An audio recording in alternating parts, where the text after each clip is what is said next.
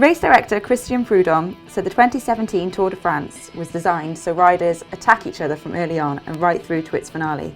Though it has just 3 summit finishes and fewer categorised climbs in recent years, the Tour visits every one of France's 5 mountain regions and has up to 9 potential sprint stages, all to encourage aggressive racing from the go. Stage 1 starts on Saturday, July 1st in Dusseldorf, the first time the race has begun in Germany since 1987.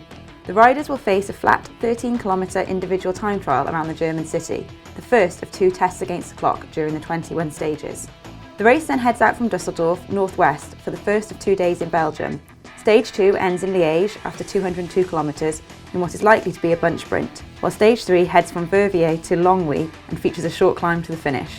The peloton takes in its 3rd country on Stage 4 as the race moves into Luxembourg, before reaching France on Stage 5 for the first mountain summit finish atop La Planche de Belfi in the Vosges.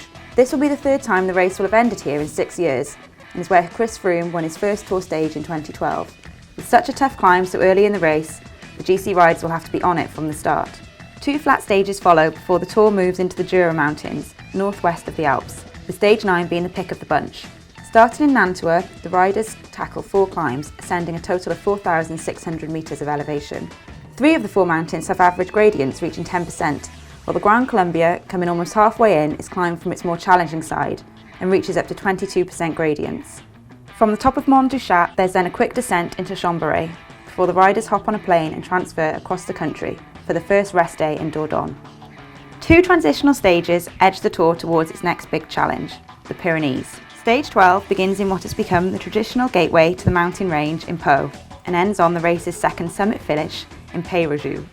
At just 100 kilometres long, Stage 13, taking place on Bastille Day, looks set to be one of the most exciting this year.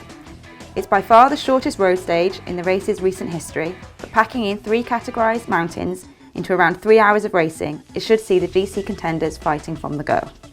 The route leaves the Pyrenees, heading west via Rodez towards the Massif Central.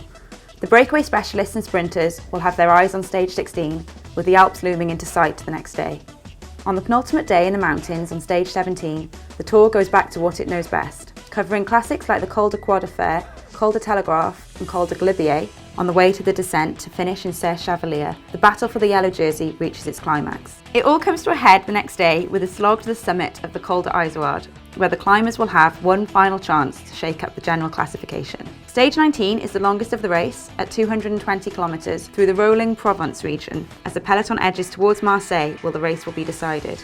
A 23-kilometre time trial around the coastal city, starting and finishing in the Stad Velodrome football stadium, will shake up the GC for one final time before the race winner is all but crowned. Another plane transfer whisks the riders north for the final stage of the 2017 Tour de France, with its ceremonial procession and traditional finish on the Champs-Élysées in Paris.